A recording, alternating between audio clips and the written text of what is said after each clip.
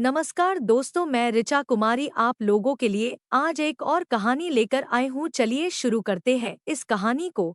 शादी की शहनाइयों की गूंज अभी थमी भी नहीं थी कि एक खौफनाक साजिश ने सब कुछ खामोश कर दिया। दुल्हन के हाथों की मेहंदी गहरी थी, लेकिन उसके इरादे उससे भी ज्यादा गहरे और काले। मुंह दिखाई में मिले पैसों से उसने अपने ही सुहाग की सुपारी दे दी। यह प्रेम था या पहले से रचा गया खूनी खेल? जानिए इस दहलाने वाली मर्डर मिस्ट्री की पूरी कहानी। स्क्रीन पर आपको शादी की फुटेज दिखाई दे रही होगी। यह जो दुल्हन है उसका नाम प्रगति है और जो दूल्हा है उसका नाम दिलीप है। यह इन दोनों की शादी की लाइव वीडियो है जो बिल्कुल ताजा और नई है।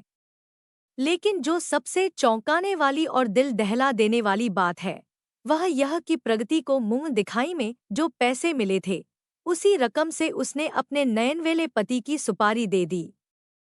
अपने बॉयफ्रेंड अनुराग के हाथों उसने दिलीप को मौत के घाट उतार दिया। प्रगति और अनुराग शादी से पहले एक दूसरे को दिलोजान से चाहते थे।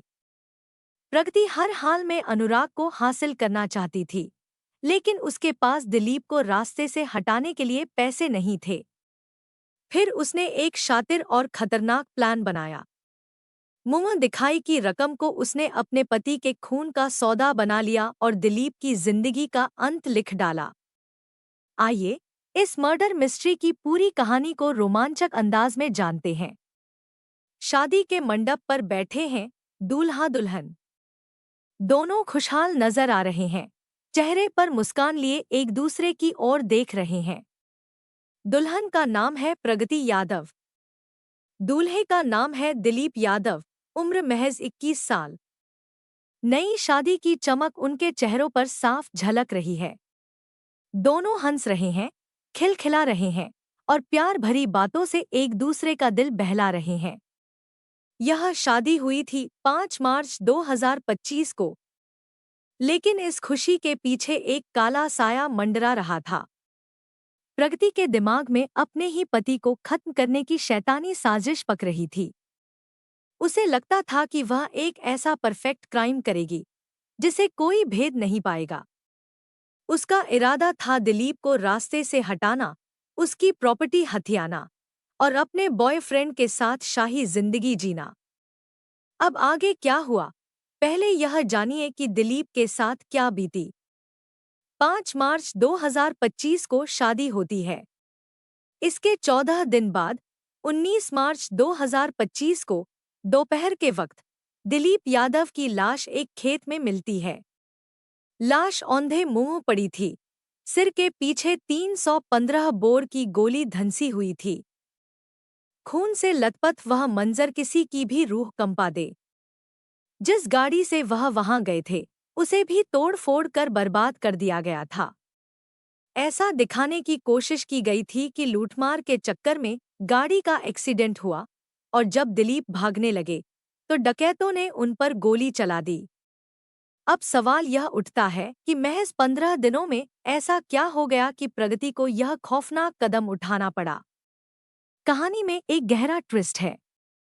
शादी 5 मार्च को होती है और 19 मार्च को दिलीप का कत्ल हो जाता है। लेकिन इस दौरान प्रगति कहाँ थी? वह अपने मायके में थी, एक चालाक मास्टरमाइंड की तरह अपने प्लान को अंजाम दे रही थी। वह चाहती थी कि पति मरे, प्यार मिले और पैसों की बारिश हो। अब यह सब कैसे हुआ, इसे विस्तार से सुनिए। 5 मार्च 2025 को औरैया में दिलीप और प्रगति की शादी होती है। दोनों अपनी जिंदगी को लेकर सपने बुनते हैं। 6 मार्च 2025 को बारात दिलीप के घर वापस पहुंचती है।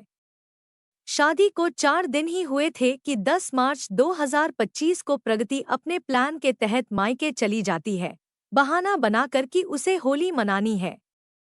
लेकिन असल में उसके दिल में कुछ और ही आग जल रही थी। प्रगति का 4 साल पुराना रिश्ता था अनुराग उर्फ बबलू यादव के साथ, जो उसके गांव का ही था। 4 साल से दोनों एक दूसरे के लिए पागल थे। शादी के बाद प्रगति अपने बॉयफ्रेंड से दूर हो गई थी और यह दूरी उसे बेचैन कर रही थी। शादी के 4 दिन बाद ही वह मायके भागी ताकि अनुराग से मिल सके और अपने इरादों को हकीकत में बदल सके। लेकिन कहानी यहीं खत्म नहीं होती। शादी से पहले का एक और राज खुलता है। जब प्रगति और दिलीप की शादी फिक्स हुई थी, तब अनुराग ने प्रगति से कहा था, मैं तुमसे प्यार करता हूँ, तुम किसी और के साथ शादी कैसे कर सकती हो? प्रगति ने एक परफेक्ट क्राइम वाली कहानी सुनाई।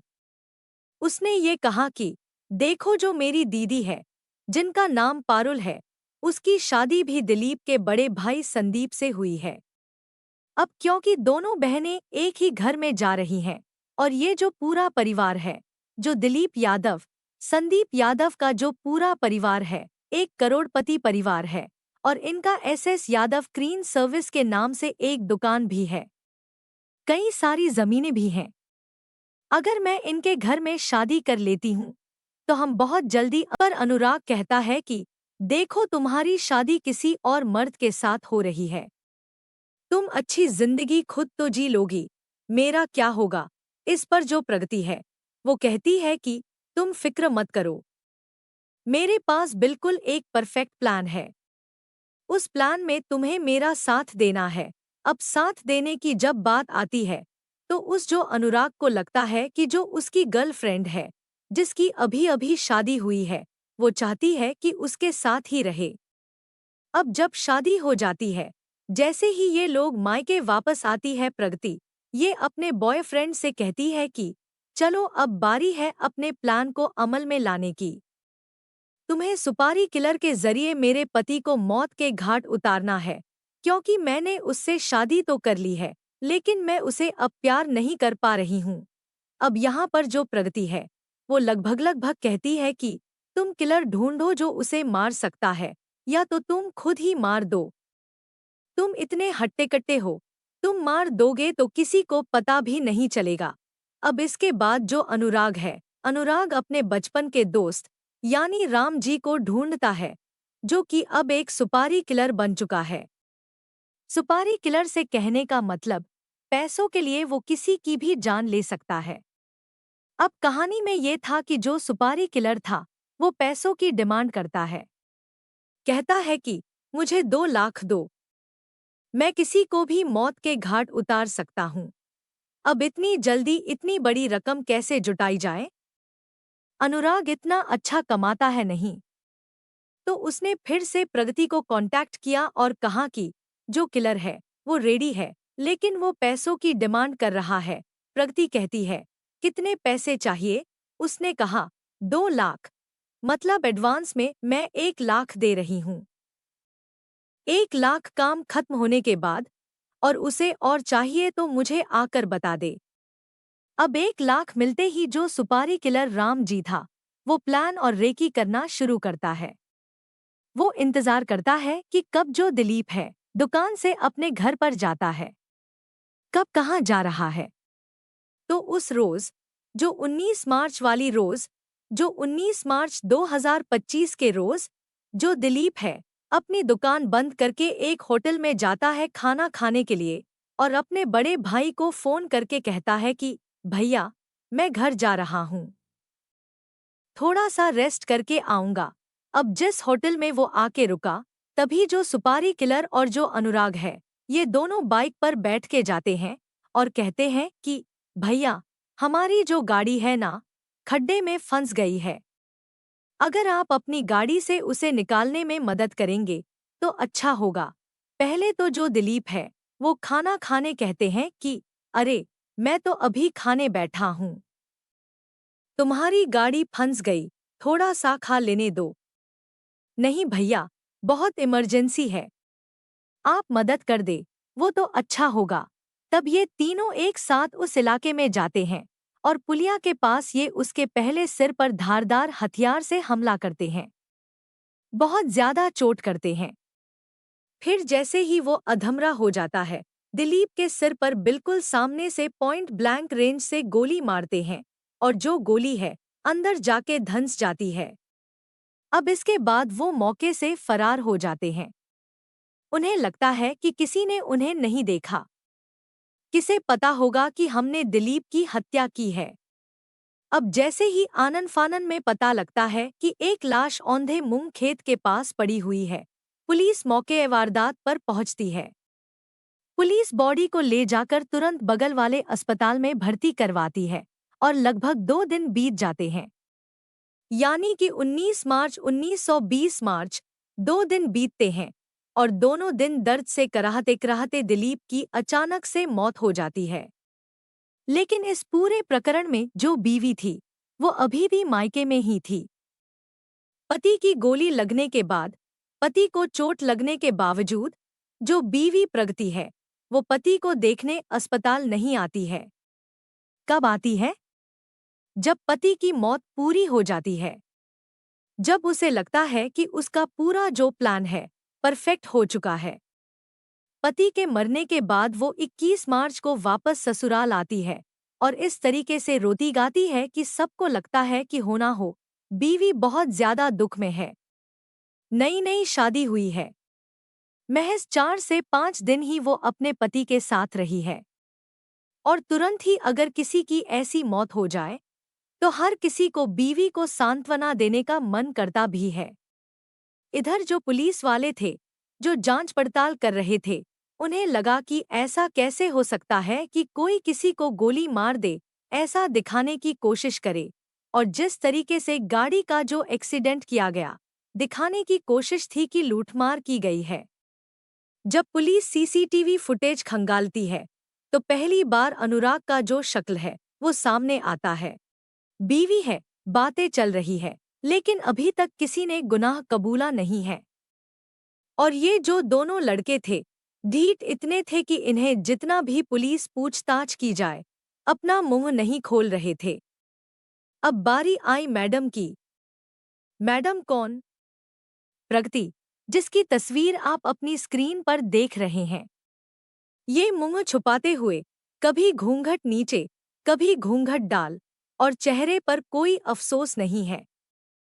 जैसे ही पुलिस पूछती है कि प्रगति मैडम, जरा बताइए, आपके पति जो मरे हैं, उसके पीछे कहीं आपका हाथ तो नहीं है?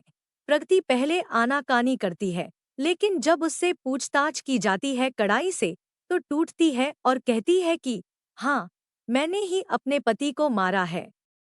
आप मुझे मत मारिएगा। आप मुझे थप्पड़ से चोट लगता है। आप ये सारी चीजें मेरे साथ मत कीजिए। मैं हर एक अपना गुनाह कबूलने को तैयार हूँ, क्योंकि मुझे प्यार किसी और से था। घर वालों ने जबरदस्ती जो दीदी हैं, जो जीजा हैं, उन्हीं के भाई से मेरी शादी जब फिक्स करवाई, तो मुझे बहुत अफसोस हुआ। क्योंकि जो अनुराग यादव है, मुझसे प्यार करता था, लेकिन मेरे घर वालों ने दिलीप यादव से मेरी शादी करवा दी, जो मुझे बर्दाश्त नहीं थी। लेकिन मुझे लगा कि ये फटाफट अमीर होने का एक जरिया हो सकता है। अगर मेरा पति मर जाएगा, तो उनकी जितनी प्रॉपर्टी होगी, वो सब मेरे नाम हो जाएगी, और फिर मैं अपने बॉयफ्रेंड से शादी करके एक अच्छी जिंदगी जी सकती हूँ।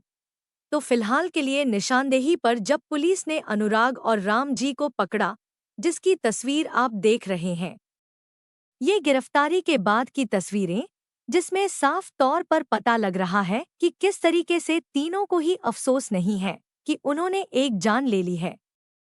एक मासूम की जान लेने के बाद तीनों के चेहरे पर ना कोई अफसोस है, ना कोई डर है, ना कोई भय है।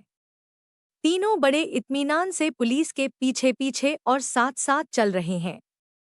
लेकिन जिस तरीके से प्लानिंग की गई थी और जितने परफेक्ट टाइम देने की जो कोशिश थी, वो जितनी जल्दी धराशायी हुई है, उससे साफ तौर पर पता लगता है कि जो गुनाह की जो दुनिया है, उतनी बड़ी है नहीं, जितनी बड़ी आपको नजर आती है।